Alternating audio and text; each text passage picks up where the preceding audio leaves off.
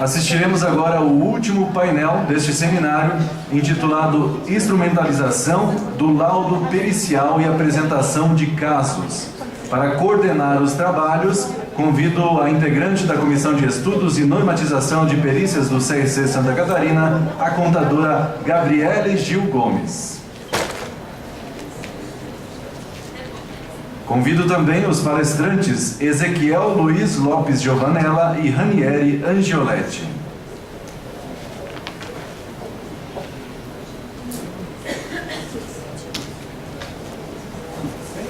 Com a palavra, a moderadora, a contadora Gabriele Gil Gomes.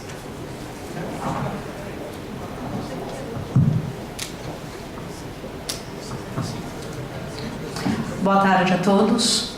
Então agora já fizemos um pequeno intervalo, já acordamos mais, né? E vai dando um soninho. Nós vamos para o último painel. Agradeço a presença de todos desde já. Nesse último painel a gente vai trabalhar um pouquinho a parte prática da perícia, mais instrumental, alguns estudos de caso. A gente quer levar isso mais como um bate-papo, uma troca de informações. Participarão deste painel o professor Ezequiel Luiz Lopes Giovanella, que ele é bacharel em Ciências Contábeis e em Direito pela Universidade Regional de Blumenau. Ele é pós-graduado em Contabilidade Financeira, Auditoria, Perícia Contábil pelo Instituto Nacional de Pós-Graduação, tem MBA em Direito Tributário pela Fundação Getúlio Vargas, é pós-graduado em Direito do Trabalho pela AMATRA, Associação dos Magistrados da Justiça do Trabalho de Santa Catarina, 12ª Região, sócio fundador da empresa Giovanella e Tolardo Peritos Associados, atua na área contábil há mais de 24 anos, com um número considerável de clientes, é perito judicial, administrador judicial e observador judicial há mais de 17 anos, atuando nas várias comarcas do estado de Santa Catarina. E juntamente com ele vai estar o Ranieri Angioletti, que é mestre pela Universidade de Minho, Portugal, no curso de Relações Econômicas e Sociais Internacionais. É professor na Universidade do Vale do Itajaí há mais de 20 anos, atualmente no curso de Ciências Contábeis. Já atuou junto ao SEBRAE, Santa Catarina, como consultor da unidade de Itajaí. É formado em Ciências Contábeis e pós-graduação em Auditoria Contábil. É empresário contábil há mais de 20 anos e atualmente é conselheiro do Conselho Regional de Contabilidade de Santa Catarina e no Sindicato dos Contabilistas da região de Itajaí e é atual vice-presidente, onde desempenha um trabalho em prol da classe. Então, já de imediato eu passo a palavra ao Ranieri para que dê sequência a nossos trabalhos.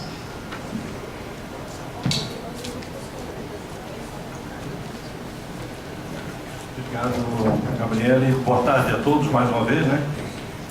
E agora já um pouco mais refeitos aí desse conteúdo todo que recebemos nesse dia. Antes de entrarmos no nosso painel, que trata sobre a instrumentalização do laudo pericial e alguma apresentação de casos, eu gostaria de fazer uma fala, porque achei pertinente em função dos assuntos que nós tivemos aqui ao longo desse dia. Me sinto bastante à vontade com referência a isto, porque milito na área como professor, com própria perícia, e tenho certeza que dos assuntos que nós tivemos relatados aqui, realmente vão mudar um pouco, ajudar a abrir a nossa cabeça, né, vamos dizer assim, e ter um olhar mais específico, um olhar mais técnico, mais cuidadoso, mais prudente no nosso trabalho pericial.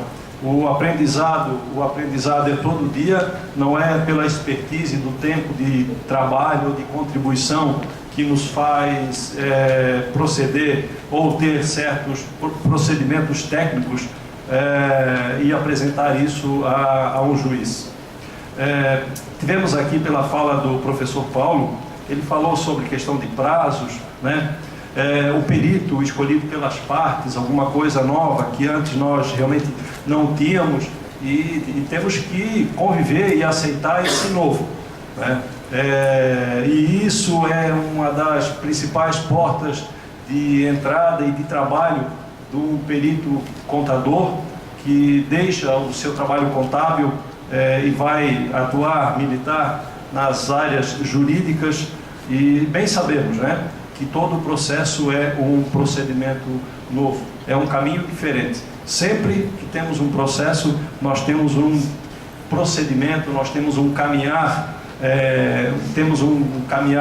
novo aqui. E falando nisso, né, a contadora Sandra, que nos agracia ainda com a sua presença, obrigado, Sandra, né, falou sobre a construção do conhecimento, a entrega do laudo à parte dos assistentes técnicos, e isso é prática, acredito, comum entre nós peritos, obviamente com as particularidades e uma metodologia de trabalho que cada um acaba desenvolvendo. Afinal, nós temos uma regulamentação, temos uma legislação, mas temos também um saber, um fazer muito próprio de nós profissionais contadores. Temos ainda, o professor Paulo também se referiu a uma questão de risco profissional, o que eu vejo com bastante prudência, e todo o processo, todo o procedimento, todo a se finalizar o laudo pericial, realmente ele merece um tempo a mais para que possamos pensar naquela informação que nós estamos entregando ao magistrado. Nós temos também hoje, e muito nos deixa à vontade, e que são as novas atitudes, os novos conhecimentos, o novo código, e sabe lá o que vem pela frente, né? E nesse caminho nós precisamos ir nos moldando, nos policiando, né? Criando um caminho seguro para que a gente possa evoluir. Santa Catarina, além do mais, nós temos também, e não podemos deixar de falar, que é a questão do certificado digital, que nos impulsiona através dos processos digitais, né? E que muitas das nossas petições, nossos laudos, nossos documentos devem ser acostados aos processos de forma digital. Mas vem algumas implicações com referência a isso. O arquivo não pode ser de um jeito, o arquivo tem que ser de outro, há uma limitação de tempo e de espaço, às vezes não comporta. E olha só a fala do nosso palestrante, Dr. Nelson, né? Leva o pendrive. E isso que acontece, leva o pendrive, vai com o pendrive até lá no fórum, procura o sistema de informática lá, conecta lá e faz passar, e faz você anexar o laudo e todos os seus anexos, quando assim o exigir. Então, são barreiras que nós não tínhamos, como os documentos. Daqui a pouco também não temos mais documentos físicos, né? Os nossos documentos são eletrônicos, o processo está se tornando mais ágil, mas isso também, por sua vez, nos toma e nos dá outras possibilidades que a tal da internet ou do meio digital, por ser já presente na atividade contábil nossa, na área pericial, não é diferente. E eu vejo com bastante desafio isso. Também tivemos aqui a fala do professor advogado Marcos Andrés, né, que brilhantemente nos expôs sobre a dissolução ou apuração de haveres nas sociedades. E como eu já falei, os processos e os procedimentos vão se amoldando em função daquilo que se encontra ou o andamento do processo, e isso já tivemos a oportunidade também de discutir ainda há pouco aqui na mesa, né? Mas faz a gente pensar, tá bom? Muito se falou também a respeito de critério, né? Valor patrimonial e uma outra situação bastante atípica ou típica, vamos dizer assim, principalmente quando nos referimos à instrumentalização, que são os quesitos. A quesitação, o entendimento técnico, o entendimento científico de traduzir aquele conteúdo teórico, vamos dizer assim, para a realidade fática material, né? Transformar aquilo que seria uma simples pergunta numa prova consistente. E isso também é um outro desafio, porque nós não estudamos assim. Nós, contadores, não somos preparados para isso. A nossa academia nos ensina a contabilidade de uma forma vasta, segura, excelente. Mas, e já podemos perceber no dia de hoje que a nossa atividade, essa atividade de perícia, muito almejada por muitos profissionais, mas às vezes pouco acessível, sem que a pessoa realmente tenha uma prática, né? Uma ciência mais apurada. E o professor Parodi, isso também nos chamava a atenção, né? De que o profissional ele deve estudar todo dia, se aprimorando, né? E essas questões relacionais também estão presentes, como nós bem podemos estar discutindo há pouco aqui no outro painel. Vimos também, e o professor César nos brilhantou com a sua fala, e comentava sobre vestígios e indícios, e nós assim também o provocamos, né, César? E é uma outra situação que nós nos deparamos com a nossa prática diária, é o pensar perito, o pensar investigador ou o pensar contador. Eu não sei se vocês já pararam para refletir sobre isso, mas eu muitas vezes paro e eu vou refletir sobre isso, né? Até onde o meu pensamento de contador, até onde o meu raciocínio da contabilidade vai me ajudar a responder aquele quesito de forma adequada, suficiente, forte, robusto, né? E que aquele indício e aquele vestígio possa ser transformado numa prova. Lá nas minhas aulas, como professor de perícia, um dos meus assuntos que nós tratamos é a prova pericial, e eu sempre digo para eles, né, lá para os acadêmicos, o vestígio, o indício é uma avenida. Essa avenida, ela pode ter duas possibilidades.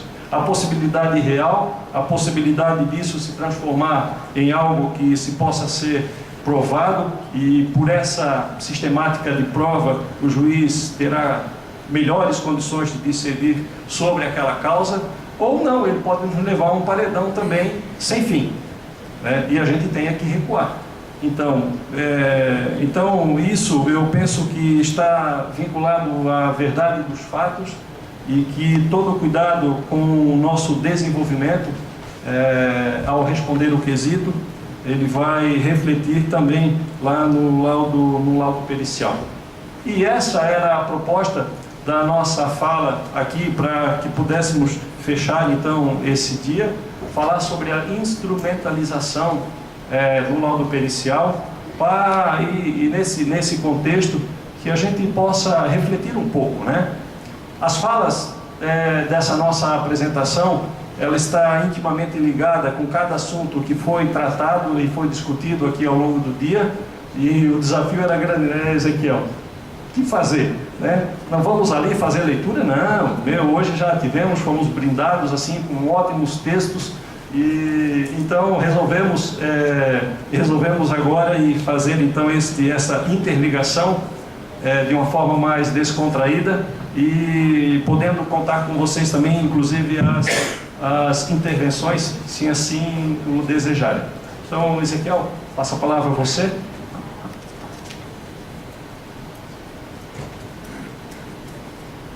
Essa era a colinha, agora acabou. Eu estou com inveja do César. César, ele mostrou um vídeo institucional.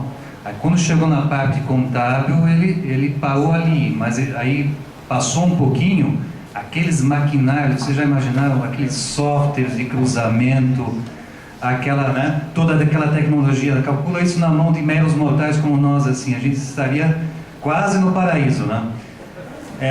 Seria a perfeição da instrumentalidade. Mas fazer o quê, né? Como diz, vamos com o professor Silva, né? Vamos fazer na unha mesmo, vamos de Excel que a gente consegue fazer alguma coisa. Bom, uma frase interessante que nós estávamos discutindo quando viemos para esse painel é a frase de Kant, né?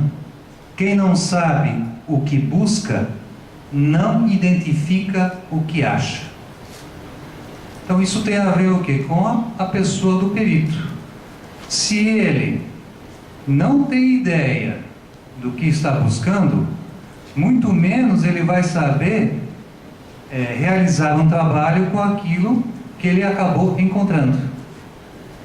Então isso é uma coisa que tem que ficar na nossa mente, porque se nós não sabemos, não temos essa perspicácia, esse discernimento, o nosso laudo já desde o início ele já está comprometido. Então isso nós temos, né? Nas nossas discussões iniciais, muito mais nós discutimos do que às vezes produzimos alguma coisa, né? Mas, enfim, são duas cabeças pensantes, são dois profissionais diferentes.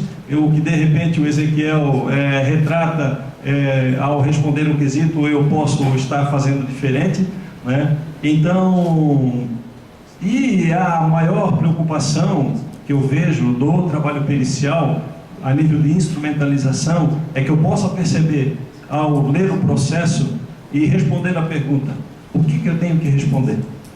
É quesito? Oh, beleza, eu já acho que responder quesito às vezes é a melhor parte de um processo, porque você se limita e você acaba tendo um direcionamento.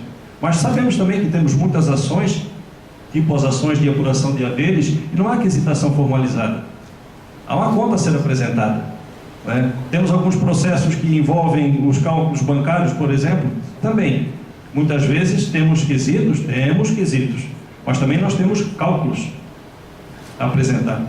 Então, definir a matéria de estudo, especificar, preparar o velho bom Excel para que ele possa nos atender, porque não nos enganamos também, não há um programa específico.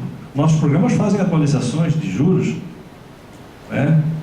Mas daí você elaborar uma planilha, um cálculo, adequar esse cálculo à sentença do juiz, é uma ferramenta bem diferente. E aí não tem programa mesmo que vai fazer. Então, quem não sabe o que busca, não identifica o que acha. Ler o processo, buscar a ação, ler a sentença, entender a sentença. Ezequiel, e quando ela é única, né? Quando não há ainda sentença do primeiro grau ou do tribunal, vem reformada, né? Ah, isso. Tem que fazer tudo de novo, sem cobrar ainda. Bom, instrumentalização pericial, né? Então, aqui, como diz a definição, né, o instrumental pericial, ele é vasto e seu limite é a legalidade com que se aplica. Então, nós vemos aí que, ao longo do dia, a legalidade já se fez presente, né? Qualquer coisa que nós fazemos, está presente a legalidade. E a aplicação dela por consequência. Pois, nós vemos que a verdade dos fatos, ela não pode ser evidenciada com a utilização de ferramentas contábeis subjetivas. Isso também é um fato, né? Não existe achismo no laudo pericial, né? Se estiver achismo, perito destituído devolve os valores, né? E novo perito vai ser designado. Não existe achismo.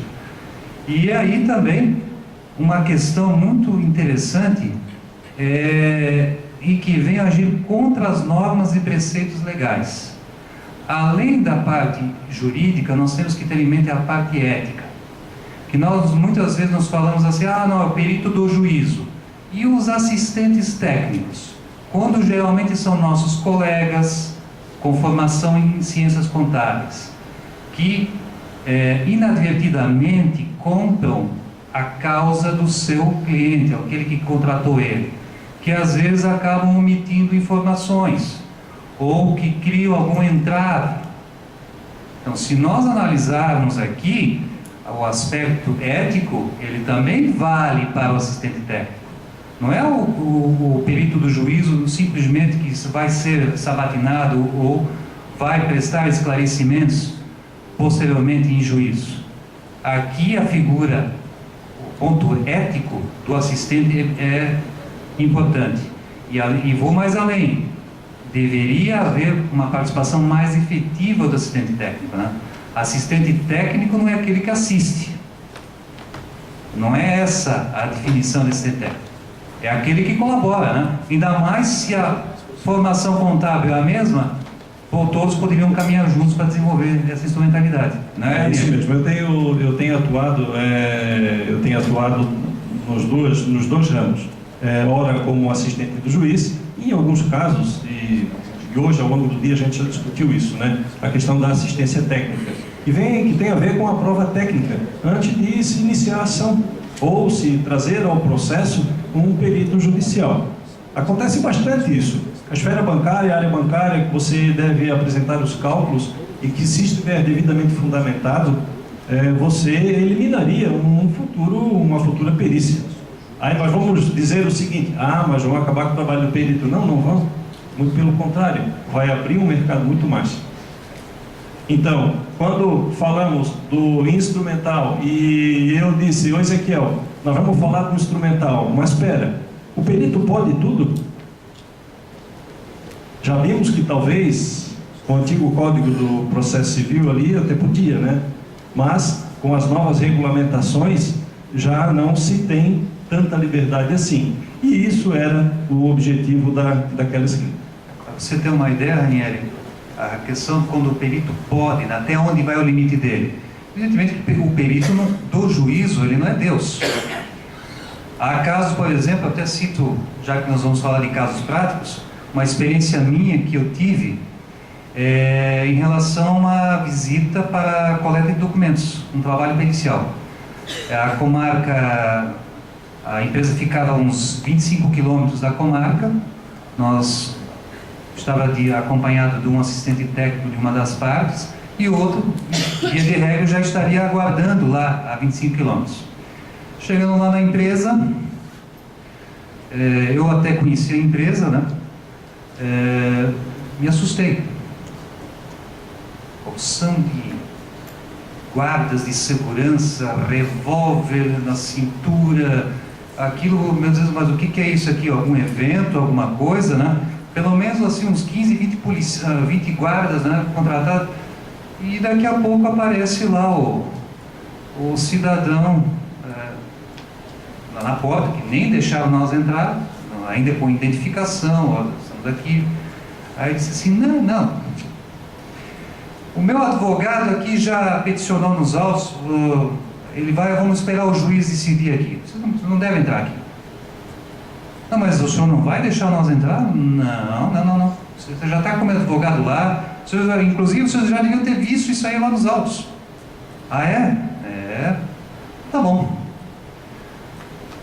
Damos a volta, aí ele deu as costas também, aí lá baixinho, o pessoal diz assim: finito. Uma expressão até em italiano, né? Finito, terminou, né? Esses palhaços ali, né? Bom, vamos lá. Volta 25 quilômetros, vamos lá no fórum. Doutor, o caso é o seguinte, não deixava a gente entrar. Isso até eu já imaginava pelo perfil lá do pessoal que está lá. O senhor não quer peticionar? Sim, peticiona, doutor. Peticionamos. Dentro de meia hora eu estava de posse da viatura policial e do oficial de justiça. E aquilo a cidade que fica a 25 km é uma coisa assim, imaginar 2 carros com giroflex ligado e você chegar na empresa, né? Aí fomos lá, a coisa mais bonita, o cara todo arrogante, e daqui a pouco chegamos com a polícia lá. Ele ficou acometido assim, num susto, né? Imagina, né? O perito do juízo com o oficial de justiça e a polícia. Aí foram dados os procedimentos. É sabido, para vocês terem conhecimento, se ele não acatasse, ele podia ser preso, porque na verdade eu não estava lá a turismo, né? Eu estava a trabalho, e resultado, ele teve que nos engolir, né? Então eles aqui, sentar, ele nos permitiu adentrar na empresa, verificar os livros, ficou uma maravilha, né? É uma outra pessoa, parecia até um amigo lá de mais de 20 anos, né? E só que, enquanto nós conversávamos, fazendo procedimento, o advogado lá do outro lado da linha, né, que já é perceptível, né, enchendo a paciência do nosso amigo, né? Então, de certo modo, o perito pode, desde que autorizado pelo juiz, né, para fazer os procedimentos, que na verdade também o juiz é parte interessada na prova pericial. E como formalizar a prova, né, sem que a gente tenha documentação e os elementos fortes, né, suficientes, realmente não tem condição. Algumas situações, comigo um pouco diferente, na condição também de professor, né, trabalhando lá no processo, eu precisei fazer uma diligência a uma instituição financeira. Tá bom, vou no banco lá buscar a informação que eu preciso, mas fui pronto, né? Levei toda a documentação, nomeação, identificação, E já percebi assim, dois trabalhos, é bater lá e voltar aí no fórum e pedir para que o juiz faça então o pedido oficial, né? Mas minha surpresa era um ex-aluno lá do curso, né? Obviamente que isso também não me facilitou em nada, muito embora tenha me recebido. Eu apresentei as credenciais, a intimação, a nomeação do juiz, expliquei a situação e dali a pouco eu tinha a informação que eu precisava. Mas, pessoal, e isso no painel anterior o professor Parodi muito bem falou, relacionamento, que seja com as partes, que seja com o interessado lá nos termos de diligência, né? Muitas vezes ficamos pensando e nós temos que descer daquele degrau, né? Então, é nesse sentido que eu vejo que o perito ele não pode tudo, não é só a limitação legal, né, César? Até a prova criminal obtida de uma forma ilícita também vai inviabilizar todo aquele trabalho, né? Perde os arquivos, banco de dados e devolve, volta para a tua mão. Então, né?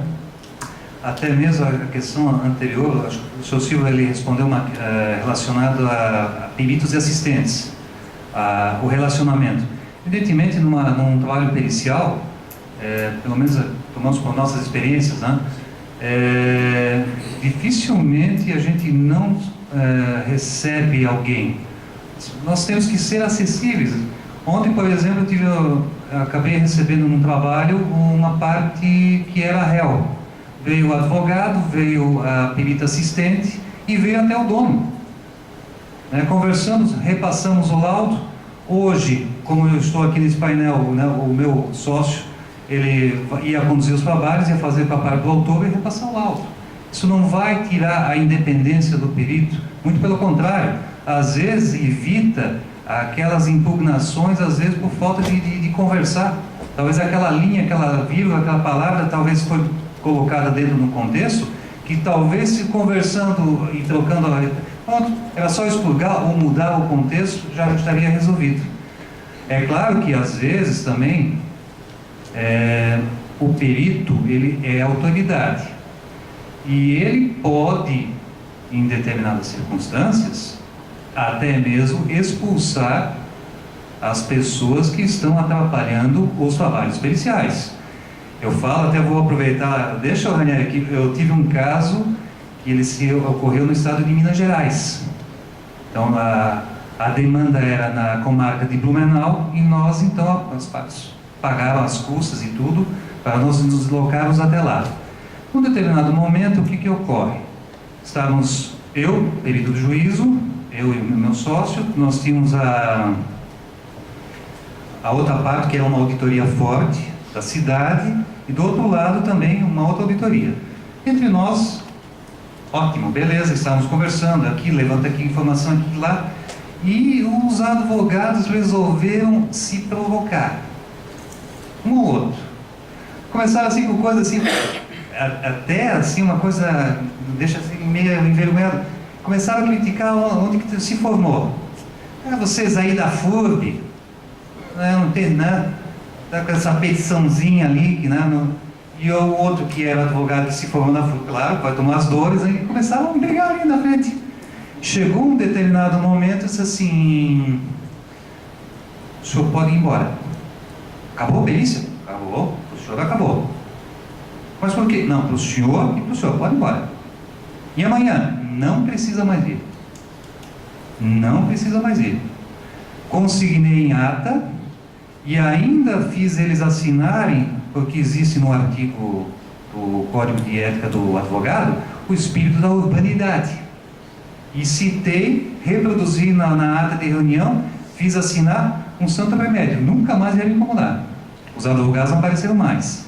Aí nós só trabalhamos então com quem? Com quem sabe lidar com o assunto, que é o que? Os assistentes técnicos, né? Com formação contábil. Aí o trabalho fluiu. É claro que foi um trabalho de praticamente uns 2 anos, né? Que era um volume muito grande, uma demanda de mais de 40 milhões de reais, e envolvia um fluxo de caixa de 5 anos, que nós tivemos que reproduzir na unha, né? Na querida Excel, né? Para verificar a movimentação, para ver aonde que foi arrastado esse dinheiro. Mas do ponto de vista instrumental, o perito tem esse poder, ele pode trabalhar, né? Ele deve exercer sempre que possível, né? Ou necessário utilizar Tem que usar energia. a ferramenta, né? Nós sabemos também que muito foi falado aqui a questão do novo Código de Processo Civil. Aqui ele deixa claro o que já também ele deixava anteriormente, né? Que o juiz apreciará a prova pericial de acordo com o disposto no artigo 371, indicando na sentença os motivos que o levaram a considerar ou a deixar de considerar as conclusões do laudo, levando em conta o método utilizado pelo perito. Que já falamos em método, a apuração de haveres hoje aqui no painel, né? Citou bem às vezes as questões de conflito ali, de qual é o método econômico, o método desse, o método daquele, né? Então o juiz ele pode, de repente ele pega o teu trabalho e diz, ó, joga no lixo, substitui, devolve o dinheiro, fica para outra, não? Assim, e também, quando nós estávamos organizando esse material e ficamos discutindo sobre as questões instrumentais do laudo e do nosso trabalho na técnica, né? Eu disse, Ezequiel, nós temos um limitador aí. E a fala que eu troco com vocês agora, né? O limitador é a nossa legislação, que é a maior, né? E pensem em um perito que não atende uma norma, uma legislação e acha que no seu pronunciamento, né, na sua produção, que é o laudo ou o próprio parecer, é outra situação, ele efetivamente resolve responder aos quesitos como acha que tem que responder, e não como a legislação assim o determina. O professor Marcos antes nos falou uma fala muito apropriada para quem faz perícia, mas eu penso, será o que eu fiz ali, dos processos que eu atuei, será que eu pensei desse jeito? Então, por que não pensar e por que não mudar? Não, eu penso que você tem que evoluir. Então, se fez errado, tem que cuidar para não acontecer de novo. Sabemos que a contabilidade, de uma forma geral, e para nós ela é muito clara, esse raciocínio, que ela é material, né? A contabilidade é material, ela é puramente, ela não tem subjetividade. É o que nós tentamos falar e conversamos a respeito daquela lâmina anterior.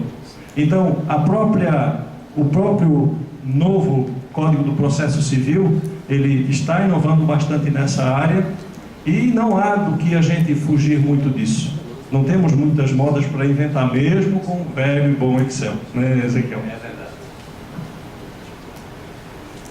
Essa é a parte polêmica da instrumentalidade. Todo profissional da contabilidade pode fazer perícia? Nós já tivemos o painel de abertura hoje, né? Particularmente, né, eu compartilho a ideia também com os membros da comissão, deveria de haver um certo tempo de experiência contábil, né? Experiência contábil e não de perícia, diferente. Por que a gente coloca isso? Ora, vamos imaginar se fosse, por exemplo, um profissional da área do direito. O que acontece?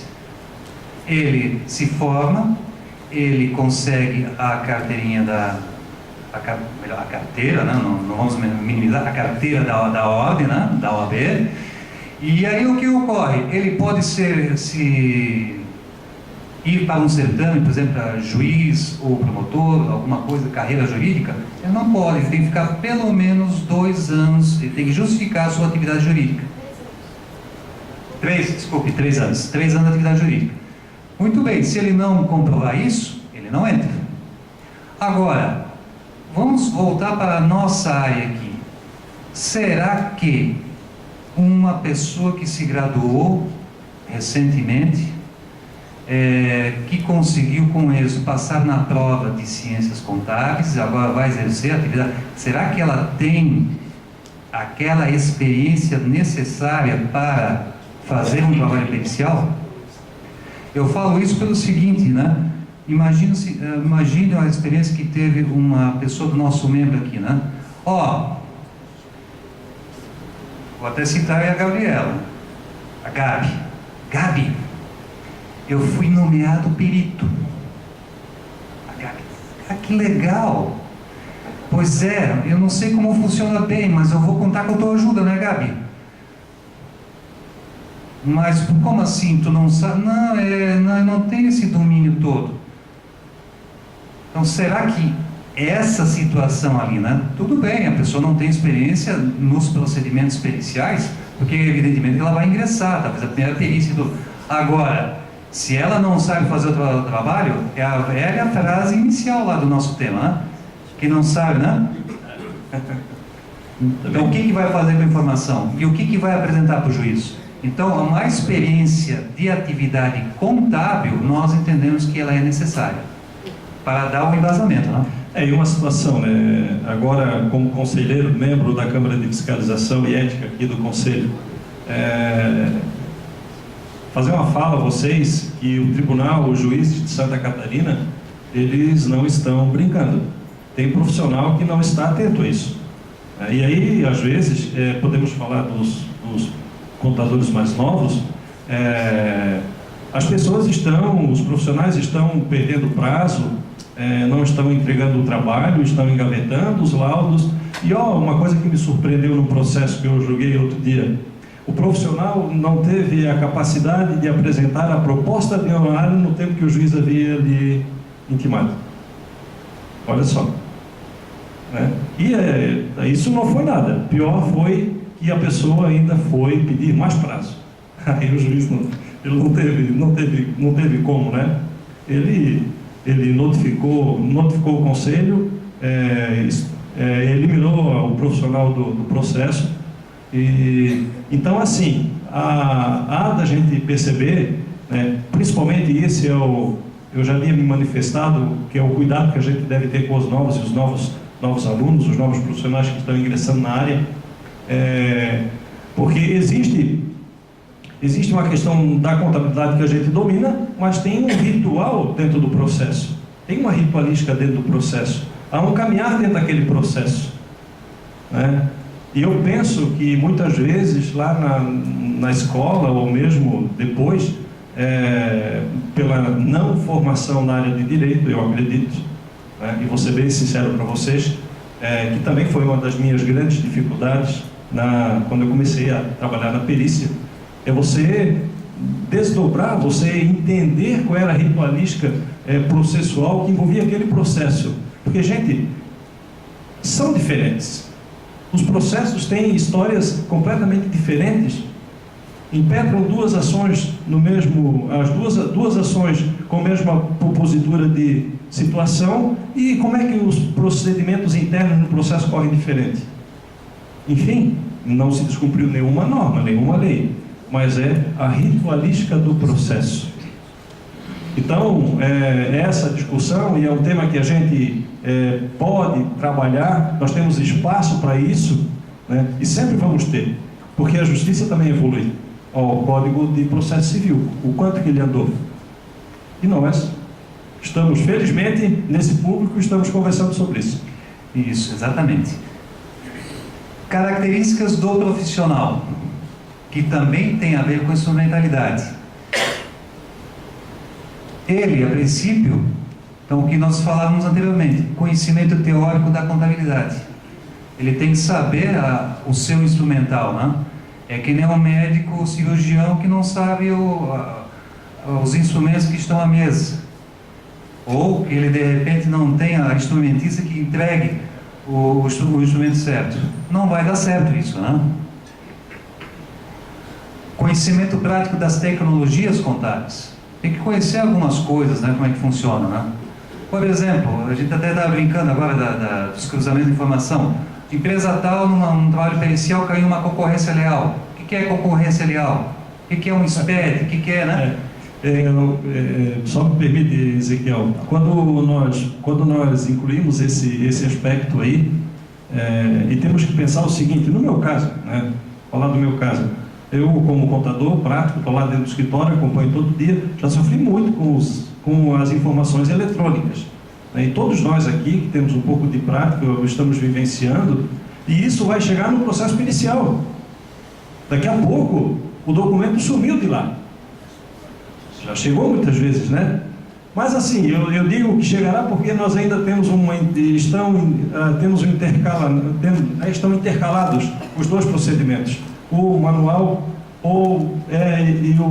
o eletrônico. Mas na questão contábil, né, ECF, SPED contábil, SPED fiscal, né? Então, e-social que está por vir aí. Então, são situações, pessoal, que elas também irão impactar no trabalho pericial.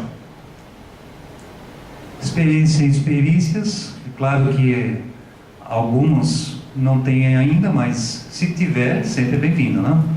Sim. A perspicácia, que ela está inerente, né? Claro, não vamos confundir perspicácia dentro de uma investigação com vontade de fazer uma devassa, né? Dentro das informações do cliente, né? Uma coisa é uma coisa, outra coisa é outra coisa, né?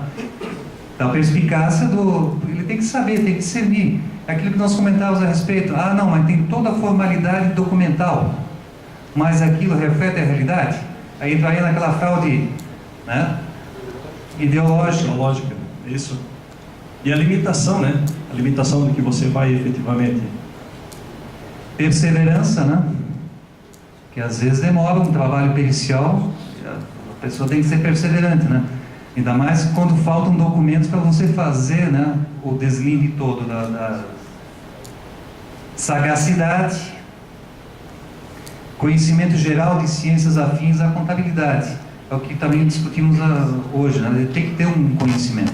Se não tem essa afinidade, fica mais difícil você fazer essa interação, né? Assim, se formos retratar essa situação com casos práticos da perícia,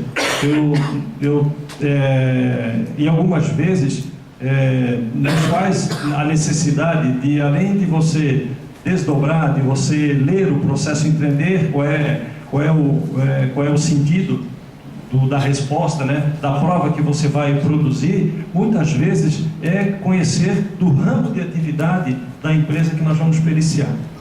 Porque são situações, às vezes, novas. Nós não trabalhamos com isso, não temos a obrigação, né? Por mais que tenhamos todo o conteúdo contábil, mas há de se conhecer também a situação específica daquela atividade. Eu atuei num caso que eu precisei novamente buscar uma informação bancária e já fui assim, né? Também sempre toda a documentação. Nesse caso, Caixa Econômica Federal. Mais complicado, né? Mas tudo bem, vamos na Caixa Econômica. Fui lá, me arrumei bem bonito, né? Porque faz parte também. Não está ali, mas tem que estar bonito, né, Ezequiel?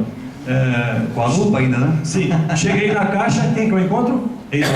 Oh, meu Deus, que sorte, que alegria. Você vai me ajudar. Novamente, me identifiquei, apresentei lá as credenciais. Escuta, estou trabalhando num processo assim, e eu gostaria de saber tal e tal informação. Aí fiz um time de diligência com as perguntas, né, que eu precisei, mas disse para ele o seguinte: você pega isso aqui, encaminha para o teu departamento jurídico do banco, da SPTV, né, peça autorização e está pronto. Né? E, funcionou bem e assim aconteceu. Né? Era um caso que eu estava trabalhando, e muito me ajudou para que eu pudesse, então, entender e responder e produzir um laudo a contento e que o juiz pudesse compreender também. Bom, índole criativa e intuitiva, geralmente todo perito tem, né? Às vezes tem que ser criativo. Às vezes falta uma ponta de informação e ele tem que buscar por outros meios. Ou ele vai do fim para o início, porque para conseguir identificar, então ele tem que ser um pouco, né? Eu não diria MacGyver, né? Que aí fica um pouco difícil, mas ele tem que ser criativo. Perguntei para o professor César, provoquei ele, né? Daquele feeling na questão criminal. Sim. Né? Mas nós também, lidando com o judiciário estadual, onde mais a gente atua, né? E uma fala que eu gostaria de também trocar com vocês, porque lá num outro painel, né, se falou o Dr. Nelson comentando sobre o Paulo, da verdade, né, que aquilo que estava no seu livro era aquilo que o Paulo convivia, praticava na prática. praticava no seu trabalho, né? Então, gente, essa questão de verdade, né? de você atuar, buscar um feeling para poder resolver uma situação, leva tempo também, né? E aí onde conta a experiência, mas quem daqui estudou isso? Ninguém estudou isso. Isso eu penso que está voltado à nossa capacidade de introspecção do assunto, talvez por uma paixão que nos motive, talvez por uma situação que vou mudar o meu trabalho, vou fazer perícia e não mais contabilidade, sei lá. Eu sempre digo para o meu aluno, olha, quer fazer perícia? Legal. Agora, cuida porque é um desafio. Cada processo é um caminhar diferente. Eu geralmente classifico o processo como romance. Às vezes eu vou lá no cartório brincar um pouquinho, só vim buscar o romance número tal. Elas começam a rir, mas de fato, alguns são verdadeiros romances, né? Então, perícia é uma constatação, ela é estudo e também julgamento e opinião. Tudo isso agregado à técnica e científica. Das premissas básicas de um laudo pericial contábil. Bom, já na parte de manhã, o Paulo ele já abordou o aspecto do artigo 473 do NCPC. Ali, na verdade, é um resumo, um roteiro de como é que nós temos que montar um laudo pericial, né? Então, a exposição do objeto da perícia, a análise técnica ou científica realizada pelo perito, a indicação do método utilizado, que aí requer de nós uma fundamentação, né? Não aquele laudo de médico, né? Aquela uma folha lá do INSS que aquele garrancho todo e tal, isso aqui é o laudo. Não é assim que funciona na parte contábil. Se temos conhecimento, nós temos que fundamentá-lo. E temos também bastante literatura que nos possibilita fundamentar. Não, me baseei pelo fluxo de caixa descontado. Conforme doutrina, tal. Bota uma nota de rodapé, aqui, onde se baseou, como buscou. Até porque, como nós vimos que é uma coisa polêmica, e geralmente o laudo agrada uma das partes, a outra não, né? Se não agradar nenhuma delas, é porque o perito falhou realmente, então ele é substituído. Mas geralmente o bom laudo, ele agrada a uns e os outros ficam lá. E aquele lá, ele cai com tudo e mais um pouco, né? O romance, né? E alguém vai te amar muito, mas alguém naquele processo definitivamente não vai querer te agraciar, né? E a culpa não é do mordomo, é do perito, né? Do romance. Sempre é do perito, tem que ter o culpado. Então aqui nós temos ainda, citamos o saudoso Lopes de Sá, ele traçou aí 5 diretrizes básicas, né? Identificar-se bem o objetivo, planejar competentemente o trabalho, executar o trabalho baseado em evidências inequívocas, plenas e totalmente confiáveis, ter muita cautela na conclusão e só emiti-la depois de que se esteja absolutamente seguro sobre os resultados. Isso é um fato, né? Porque se você permitir uma brecha, e aí eu cito um caso de ontem, nós recebemos, por exemplo, um advogado, ele não vai lá porque ele gosta de ti. Às vezes, os advogados, eles vão lá justamente ver qual é a brecha que eles talvez vão encontrar, já que eles analisaram o laudo está sendo analisado, a aquisitação, eles vão, acho que eu posso ir por aqui, vou travar o laudo aqui, vou impugnar nesse aspecto aqui da situação. Então, às vezes, isso nós temos que então tomar cuidado, porque às vezes o laudo tem 100 páginas e os teus esclarecimentos vão ser 250 páginas, para você voltar a sustentar aquilo que ele estava defendendo no laudo. Quando nós preparamos essa lâmina, e vocês me desculpem, eu gostaria de quebrar um pouquinho o protocolo, e queria saber da plateia, o que vocês acham dessa lâmina? O que vocês estão vendo aí? O radar não, mas tem ali, quatro diretrizes, pois tem mais uma diretriz, né? Já até põe aqui. Ó, então temos ali um radar de um lado e 5 diretrizes básicas do outro. O que a gente vê ali? Diz alguma coisa ou não?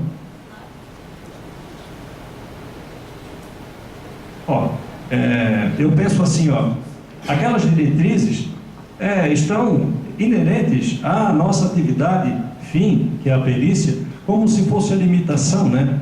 Mas aquele radar ali, ó, é o tal do indício que nós comentamos aqui no outro painel, né? E que dentro do trabalho pericial, uma questão de feeling, se podemos dizer assim, de se perceber aquelas situações que estão, às vezes, passando pela nossa mão. Eu não enxerguei isso. Porque a pior parte desse caso, né, Ezequiel, é quando o juiz ou uma das partes vai te dizer: doutor, esquecesse disso, ou passasse por isso. Então, ó, tá vendo aquele radar ali? Ele deve sempre estar ligado, funcionando, né, na medida em que nós estamos fazendo uma investigação. E aí o César, de repente, lida com isso. Tem mais, né, César? Assim, pode até depois contribuir também.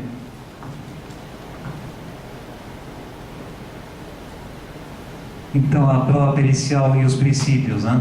Objetividade, que é aquela situação lá que o Dr. Nelson falou, né? Afinal de contas, né, levantou as informações, aí a parte quer saber assim: mas quanto é que eu vou pagar? Ou quanto é que eu vou receber?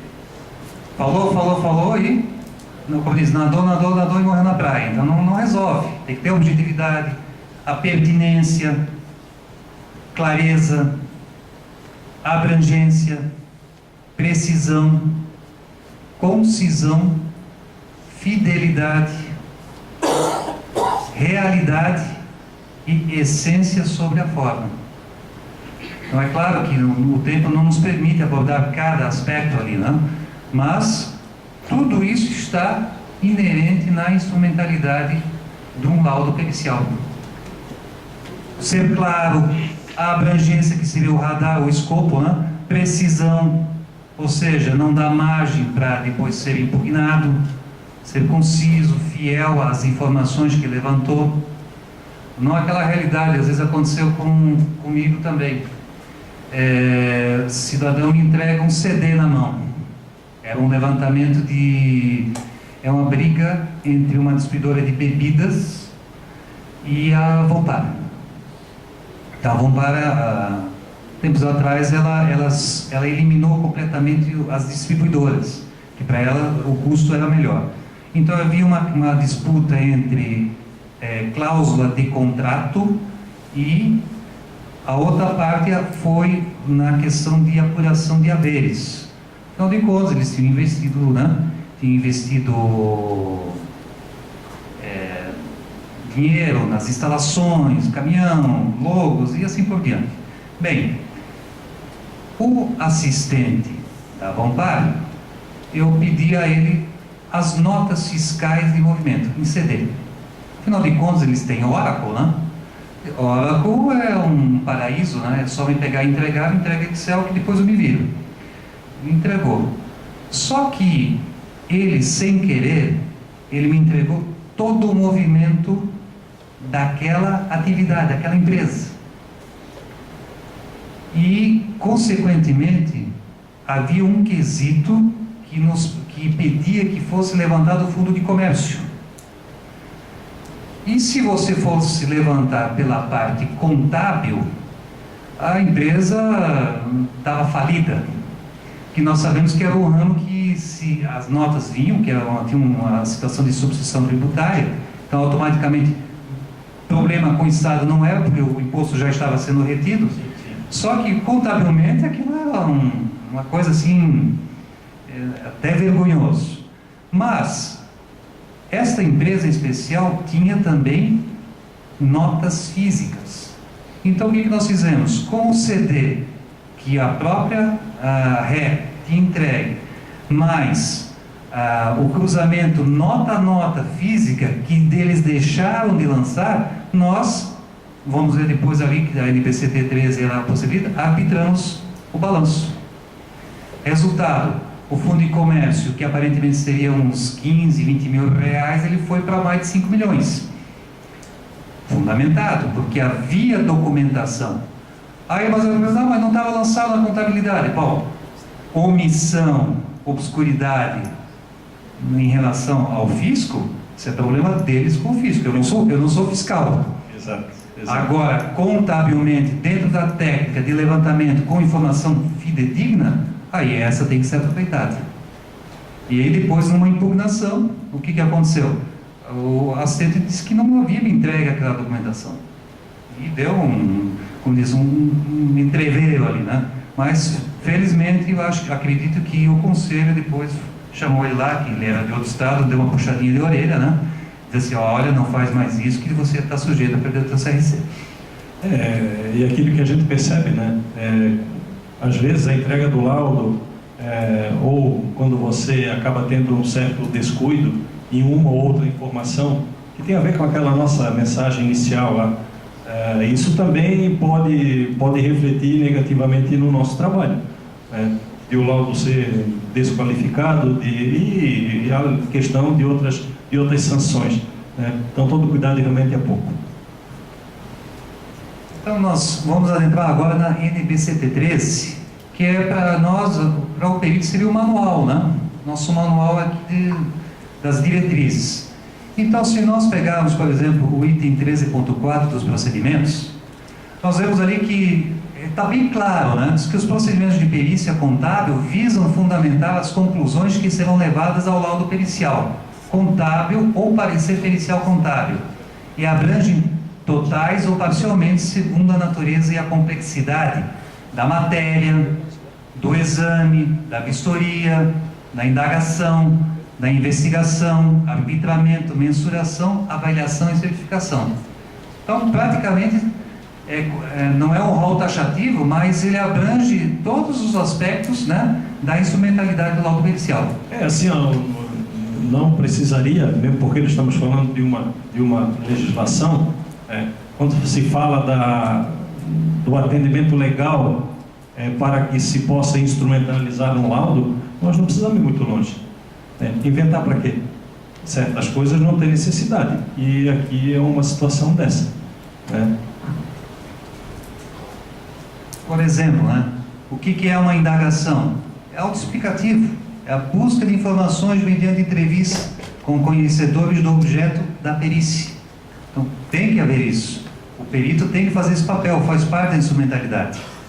A investigação, o que é a pesquisa que busca trazer ao laudo pericial contábil ou parecer pericial contábil o que está oculto por quaisquer circunstâncias. Aí vai aquelas omissões, esqueci de entregar o documento tal, os balanços não fecham e assim por diante, né?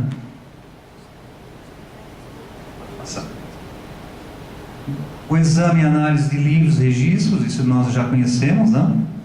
A vistoria é a diligência que objetiva a verificação e a constatação de situação, coisa ou fato de forma circunstancial. Vistoria, por exemplo, Ranieri, me lembra outra situação. Até alguém perguntou aqui na parte da manhã. Sim. É uma questão de uma perícia mais simplificada, né? E até prova simplificada. Isso, prova simplificada. Eu comentei até com o Paulo. Veja só uma situação interessante que também fui agraciado. O magistrado de determinada vara, uma comarca, ele me chama e é uma questão envolvendo uma separação de casais. Então havia ali uma situação onde que a parte não queria pagar a pensão alimentícia, ou não queria também dar a parte que era da esposa. Aí o juiz nos chama lá e explica, olha, o advogado da parte contrária é muito estudioso, e ele levantou alguns questionamentos, e eu estava vendo aqui alguma situação da lei, que hoje, agora entrou no novo Código de Processo Civil, e eu acho que é pertinente. Eu gostaria que tu fizesse o seguinte favor para mim. Vai amanhã, junto com o oficial de justiça, e vai vistoriar ou vai observar a empresa. Que estão alegando lá que a empresa não tem nada, é pobre, se é outro ramo. E dito e feito, nós fomos até lá, era aquele planejamento tributário de muro, né? Você já ouviu falar? É assim, é um galpão, você levanta um muro, né? Fecha a parede, né? Aí empresa A, empresa B, esse é o planejamento tributário, que na verdade é tudo uma coisa só, né? Então esse é o conhecido planejamento tributário de parede ou de muro, que depois o fisco vai lá, né? Não vai o fisco, vai os federais lá e já derruba logo. E não deu outra, era o mesmo endereço, mesma atividade, só a única, e até por sinal, olha só o que é uma coisa mal feita, né? Os empregados estavam registrados justamente naquela empresa que não tinha movimento. Aí o que entra a perspicácia do perito? Fui lá, tirei foto de todos o rol lá dos cartõezinhos ponto, daquele lá, do número da casa, instruí, e no outro dia fui no mesmo dia ainda fui nas contabilidades, verifiquei a situação, não deu outra, né? Aquilo era uma fraude totalmente. Fiz o relatório no dia de manhã, uma semana depois as partes fizeram acordo, que se fosse avançar mais ia complicar. Então o acordo saiu graças ao observador judicial. É isso aí. Com a norma, né? Adequada. Ferramenta adequada para o caso. Exatamente. E assim o exigiu. Arbitramento, que é nos permitido, né? Nós já citamos aqui um caso. Se você tem elementos concretos, você pode arbitrar. Mensuração, quantificação de bens, direitos e obrigações, desde que estando aos limites, né, do profissional. Né? Isso. Avaliação, a certificação, que também ela entra aqui, e nós temos aí mais alguns casos, né? Esse caso em especial ali, Ranieri, foi um caso de abertura, foi em 2001, tá? Entrega. Nós atuamos com peritos da massa falida da Sulfabril. Claro que hoje a legislação anterior, a de hoje, é um pouco diferente. Mudou bastante, né? Mas a instrumentalidade é a mesma. Para você ter uma ideia, nós, naquela ocasião, nós levamos 9 meses dentro de uma sala cheia de documentos, com um sistema meio precário de informações, cruzando documento por documento, onde que a essência era o seguinte: levantar possível fraude contra credores do falido. Então, o que ocorre? O falido, ele era avalista de alguns, ele deu os imóveis dele em garantia para cobrir algumas operações da empresa. Essa Sulfabril era uma empresa de capital fechado.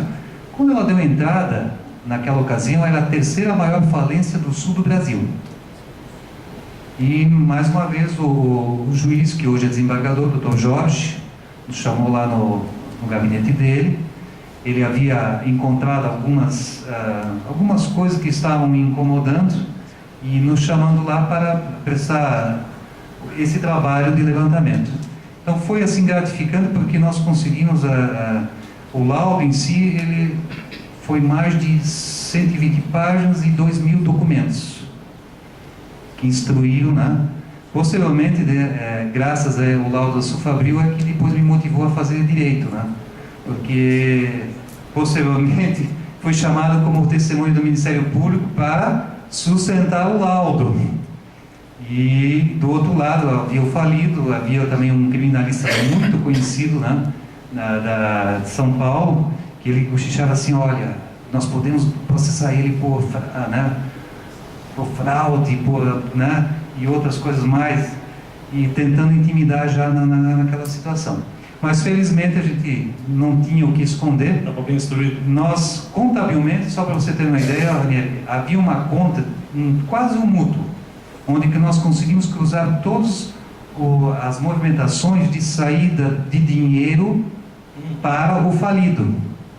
Inclusive os imóveis, foi feita uma triangulação, ele havia vários imóveis, ele fez de conta que tinha o fulano de tal tinha comprado, aí nós fomos apurar no 5º comprador, na escritura, voltou para ele de novo. Então tudo isso foram evidências, sem contar empréstimos também, que nós diligenciamos mais de 22 bancos naquela ocasião, fazia parte, né, para saber os saldos, sim, e eram partes interessadas. E num belo dia, no setor jurídico, eu resolvi fazer um pente fino, quase igual a polícia ali do César. Fui dar uma olhada no que tinha mais de memorandos jurídicos, e aí consegui encontrar uma folha onde fazia toda a triangulação de paraísos fiscais, com contas bancárias e tudo, e voltando novamente para a empresa. Então foi assim um trabalho de investigação bem profundo que, graças à instrumentalidade e à consistência das informações levantadas, ele não foi derrubado. Que então, bom, o serviço sustenta. Aplicou uma ferramenta também adequada, né? Mas eu sei que você tem um outro caso aqui interessante ali. Esse aí foi um caso que eu atuei como perito do juiz, uma situação bem inusitada, de uma simples casa lotérica, né? Uma simples, inocente casa lotérica, e que essa casa lotérica tem toda uma particularidade dentro da sua operacionalização, que não tem a ver com o registro contábil. Aliás, esse caso em específico não havia contabilidade, né? O autor, que era o comprador da instituição, lá da empresa, ele resolveu comprar então uma casa lotérica. Para isso, esteve dentro do estabelecimento um certo período para aprender as operações, e assim aconteceu. Ocorre que no desenvolvimento desse trabalho, eles combinaram um dia, e o dia que ele iria assumir a administração efetiva lá da empresa era um dia de maior movimento, final de mês, próximo de feriado, né? E isso foi um ponto-chave determinante para que ele pudesse perceber, depois de 3 ou 4 meses, que a empresa estava quebrada. Ou, como diz um dos quesitos, né, que este perito então possa aferir, apurar ou demonstrar o furo que existia na empresa. Esse era o conteúdo da aquisitação. Qual o furo? Está bom, qual o furo de uma empresa que não tem contabilidade? Como fazer isso? Vamos lembrar que o perito pode, vai buscar, vai investigar, vai trazer presente, vai ver a realidade dos fatos onde não existe uma situação clara, e investigando o processo, particularmente nesse caso, eu tive que conversar com a parte. Não gosto muito também, e uma fala minha, assim, também gostaria de compartilhar com vocês. Eu prefiro muito mais atuar como perito do juiz do que o assistente da parte. Mas nem sempre isso é regra. As posturas profissionais, eu penso, de você fundamentar, ou uma ou outra situação muda, a ótica muda completamente, e seria também um outro tópico para que a gente pudesse discutir. Mas esse caso em específico, eu tive que conversar com a parte. E fiz então algumas entrevistas com ele, lá dentro do escritório, obviamente, sempre com uma outra pessoa, para que eu pudesse entender como é que era o procedimento técnico lá dentro daquela operação. E assim aconteceu. Só que isso também não foi assim de um dia para o outro, né? Eu tive que preparar, estudei o processo, respondi aqueles quesitos que estavam mais fáceis, mais evidentes. Esses foram os primeiros, né? Mas daí para frente, para que você pudesse aferir um valor, que esse era o objetivo da ação, né? Era uma ação de indenização que ele cobrava. E aí, olhando, aí aquela antena começou a trabalhar, né? Mas espera, essa casa lotérica tem alguma coisa de diferente. E qual é o diferente de uma casa lotérica? As máquinas registradoras, as autenticadoras de caixa. Essas máquinas de caixa, elas têm um movimento diário e, pelo relacionamento com a Caixa Econômica Federal, todo dia elas devem ser abertas, o caixa, e ao final do dia, o encerramento. Então e tem uma fita de caixa, né? Bem, lembrar um pouco que dentro da minha trajetória profissional, um dos meus primeiros trabalhos lá, quando eu era muito novo, era no banco, né? Então eu tinha tudo a ver com aquilo. Aquilo quando bateu na minha sim, eu já sei o que eu vou fazer, né? Mas gente, isso não está escrito. Eu disse, já que eu não tenho a contabilidade, então despreza a contabilidade. Vamos atrás do dinheiro, vamos atrás do financeiro. E como montar o financeiro? Tem que ser pelas máquinas de caixa. 5 equipamentos naquele estabelecimento. Não tinha filial, né? Eu disse, muito bem, só que para mim poder apurar um saldo de caixa hoje, numa empresa que vem funcionando, eu precisaria ter um ponto de partida, um ponto de cisão, né? Lembrar que esse estabelecimento comercial, casa lotérica, ele necessita de 2 contas bancárias. Uma conta específica vinculada à Caixa Econômica Federal para receber a movimentação e dar as transferências de depósito, pagamento, as movimentações da loteria, né, do pago das taxas que você recebe, e uma conta 003, que são as contas correntes administrativas dessa empresa, que você paga funcionário e faz outras movimentações administrativas. As contas não conversam. Aliás, elas conversam num único procedimento. Quando a conta 043, que é uma conta técnica vinculada à Caixa Econômica Federal e à lotérica, fica negativa. Isso me chamou a atenção. Por que essa conta fica negativa? Essa conta não pode ficar negativa. Então, eu fui, e nesse sentido, pessoal, conversar com o autor da ação me foi bastante prático. Eu pedi que ele viesse lá no escritório, algumas vezes, inclusive, né? E eu precisei rastrear o movimento financeiro da empresa até o dia que ela tinha um movimento mais mínimo possível e que o saldo de caixa na abertura das máquinas estivesse muito baixo, e aquele dia seria o ponto de rompimento, e a partir dali eu precisei construir o saldo do caixa da empresa com base nos equipamentos que eram aferidos pela Caixa. Bom, para minha surpresa, não tinha documento no processo. Essa parte, essa data, então, ela não estava presente. Inclusive lá na própria inicial, enfim. Como o processo foi construído, isso não aparecia. Então, no desenvolvimento desse trabalho do laudo, estive na Caixa, conversei, entendi o procedimento, e eu consegui achar um dia que o caixa estava muito pequeno, não negativo, baixo. Então aquele foi o ponto de ruptura, e a partir dali eu vim com o velho e bom Excel, montando toda a movimentação diária da empresa. Bom, finalizando, a conta era em torno, valor principal, em torno de R$88 mil, o que a parte imaginava, eu encontrei 79 mil e poucos reais, né? E expliquei para ele o que eu tinha feito. Aconteceu isso assim, assim, assim. Um detalhe, não tinha assistente técnico, não foi indicado assistente técnico.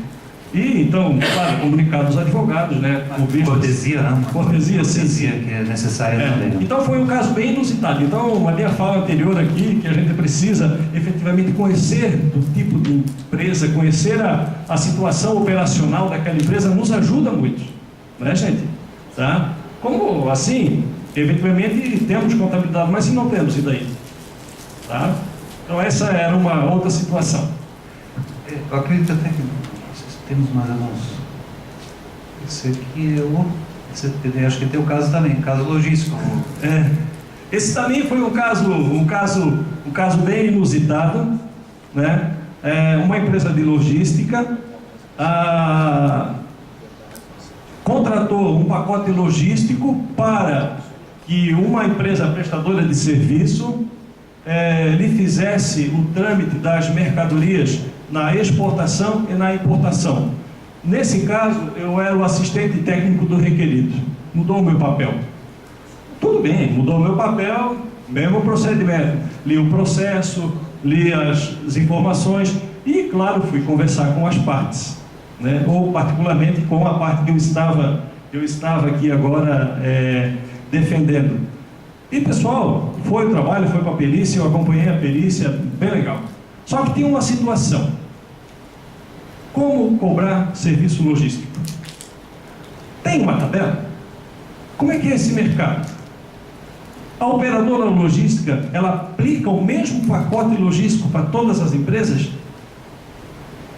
E isso foi batendo, eu fui pensando e fui anotando, né? Fui pensando e fui anotando. Então, como cobrar um serviço que é diferente a prestação dele? Né? O próprio serviço contábil, às vezes. Muito bem. E assim também, mas não pensem que, como eu estou comentando com vocês, isso também apareceu assim. Não, foi um tempo de reflexão, de parar, de perceber. E, gente, aquela situação, falta um negócio nesse laudo. O que não fechou nesse laudo? O que não fecha essa conta? Né? E isso foi me incomodando. Muito bem, quando eu recebi o laudo pericial do perito do juiz, para minha surpresa, né, havia uma informação de que, pelas pesquisas do perito, ele havia constatado que aquele tipo de serviço ele não tinha conseguido nenhuma informação técnica. Nenhuma empresa concorrente queria fornecer ou tinha aquele tipo de serviço. Ei, espera, se não há o serviço, se é um serviço diferenciado que no mercado eu não encontro, como é que eu vou estar comparando o preço?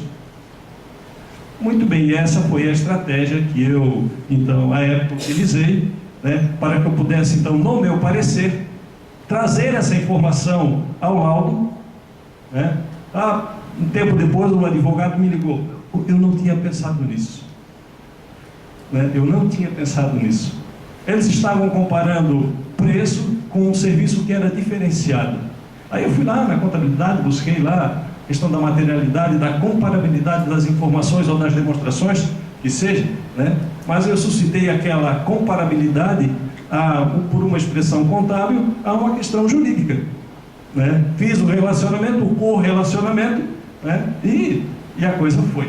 Mas assim, eu prefiro escrever como perito do juiz, porque aqui a leitura técnica escrita, técnica aqui, ela é mais apurada, tem que ser mais fina, no sentido geral da legislação, lembrando que nós temos uma ética, um comportamento, nós não vamos fazer o trabalho do colega, mas o Ezequiel ele não está muito bonito hoje, né? Então, enfim, são situações. Era isso, Ezequiel. Sim, então você vê só, todo esse momento, principalmente uma coisa que eu acho que o Ranieri compartilha comigo, geralmente nas diligências, pelo menos é uma prática minha, eu coloco todos os movimentos, os e-mails trocados, os termos de diligência, tudo que foi feito ao longo do trabalho, ele consta no laudo pericial. Principalmente algo importante, que é a ata de reunião. Por que a gente diz ata de reunião? Quem diz que eu estive hoje com o Ranieri? De repente ele é o assistente técnico e chega lá, vai ver a petição, não, mas o assistente técnico não participou da perícia. O advogado, coitado, ele não sabia, né? Então ele notificou lá. Você está sujeito a ocorrer o quê? A ter o teu trabalho pericial invalidado por inteiro. Aí entra aquelas questões aqui envolvendo até no Código de Processo Civil, mas anteriormente já acontecia. Eu tenho um caso interessante envolvendo uma prefeitura de uma cidade, onde que inicialmente era relacionado a um ISS sobre factoring, e eu fiquei o dia inteiro com os fiscais que eram assistentes técnicos da prefeitura. Só que às vezes a gente se deixa levar, acaba, né? Não fiz ata de reunião. Depois fui surpreendido dizendo, o procurador do município havia dito, não, eles não participaram da reunião. O que isso acarreta? Cerceamento de defesa. Se tem o cerceamento de defesa, o que ocorre? Das duas, uma, ou invalida o laudo inteiro, que é o que ocorreu, convoca novamente a perícia. O mais engraçado foi assim, Ranieri, olha só, aí vai um pouquinho também a instrumentalidade. Trabalhei o dia inteiro com os fiscais que eram assistentes técnicos, eles dizem que não participavam da perícia. O perito não chamou ninguém. Então eu fui lá, conversei com o juiz, assim, não, mas aí expliquei o caso, mas se o senhor quiser, eu revogo o despacho. Não, doutor, o senhor pode deixar que eu vou de novo. Pode Determinamos a nova data e chegou lá o assistente. Olha, eu não concordo com o que você escreveu ali. Ah, eu só não concordo. Não, não tem problema. O senhor vai ter, depois da entrega do laudo, 10 dias para se manifestar. O senhor faz favor aqui, assina, né? Inclusive, eu vou ratificar tudo aquilo que eu levantei na ata de reunião, tudo aquilo que foi levantado, que o senhor, inclusive, estava presente, mas né, se disse que não, e assinou a ata e o laudo foi revalidado, né? Porque, na verdade, só teve alguma coisa, porque era a essência do que tinha sido levantado com a participação dos assistentes. Já numa outra situação, essa ainda com atas de reunião, todas elas registradas, eu fui além, eu tirei fotos, porque, mais uma vez, o procurador parece que era conhecido pelas suas artimanhas, né? Disse que o perito não realizou o trabalho pericial. A sorte minha é que eu não tinha juntado as fotos, deixei para um outro momento, porque alguma coisa me dizia que eu ia me incomodar de novo. E dito e feito, né? Nos esclarecimentos, vai as fotos lá bem bonitas, né? O assistente do meu lado, os advogados no outro, a minha da sala, e juntei. E aí, claro, na manifestação, aí, uma das prerrogativas do perito, eu fui duro na resposta. Eu acusei a parte de má-fé processual. Não é possível alguém que está do meu lado, alguém que compartilhou as informações, alguém que assinou o termo de diligência, o dia, inclusive, que eu resgatei a entrada, que tinha uma catraca, né? Juntei todas as informações e o cidadão tem a cara de pau de dizer que eu não estava lá presente. Então, para vocês verem que a atividade de perito, né, existe o glamour, né, mas se você não tem a cautela, né, eu sempre comparo o seguinte: você vai para um país estrangeiro, quem seria esse país estrangeiro? O judiciário. Eu vou lá para os Estados Unidos, eu tenho que falar pelo menos fluentemente o inglês, né? Na pior das hipóteses, que brasileiro eles não, né, português eles não querem saber. Então, eu acho que no judiciário, o perito, para que ele vá bem na sua instrumentalidade, ele tem que ter o domínio da movimentação processual. Como é que flui isso? Isso é importantíssimo. Ah, mas eu não sou formado em direito. Não, mas tudo bem, mas não é preciso discutir teorias de direito, ou mesmo, né, se predispor a fazer, mas quem puder fazer faculdade de direito, faça, com essa finalidade. Para que, posteriormente, as malandragens que alguns operadores do direito tentam usar contra nós, não caiam, né? Já ocorreu, por exemplo, Ranieri, de os advogados processarem o perito para que, numa situação desconfortável, ele criasse um incidente ali e fosse anulado o laudo. Mas não havia nada contra nada. Mas o pessoal pensou, pô, tá aí uma estratégia, vamos aplicar. E realmente fizeram isso. E às vezes o perito contábil, ele deve ser o que? Duro no momento certo, né? Aquela velha história, rígido, porém flexível, né? Sim. Mas basicamente, eu acho que seria essa a nossa fala, né? Nós teríamos vários casos para comentar e assim por diante.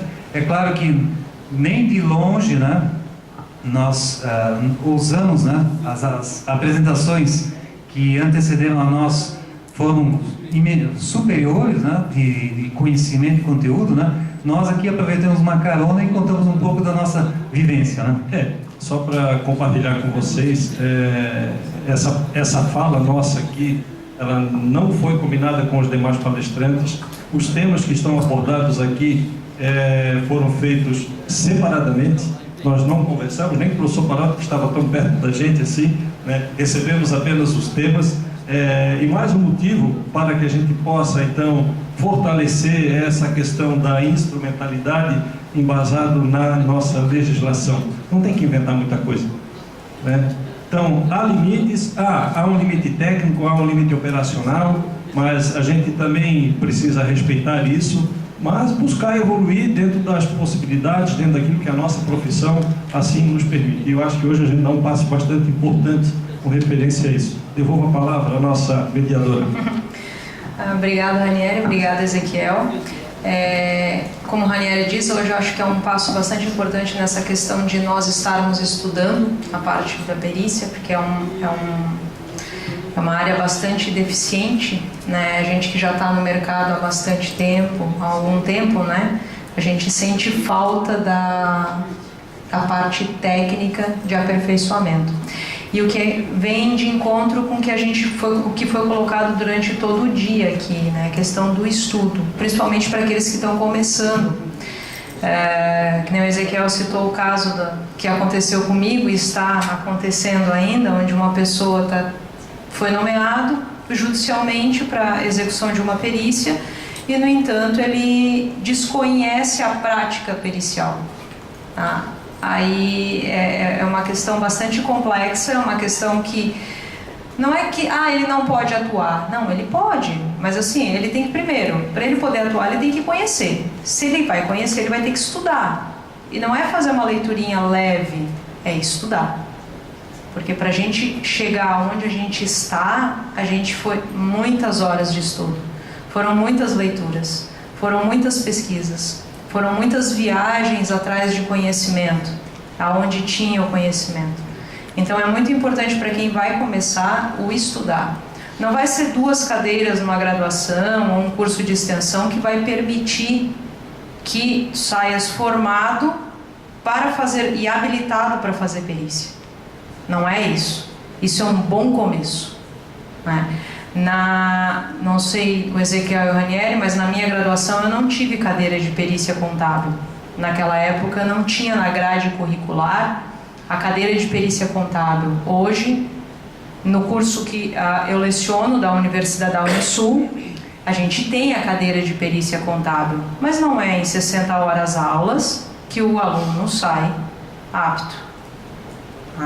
Então, a questão do estudo, ele é bastante importante, né, para que a pessoa vá buscar. Então, assim, quer se inscrever quer fazer o cadastro, quer se inscrever numa comarca, numa vara para fazer perícia, beleza, mas faz o seguinte, qual é a área que você vai atuar?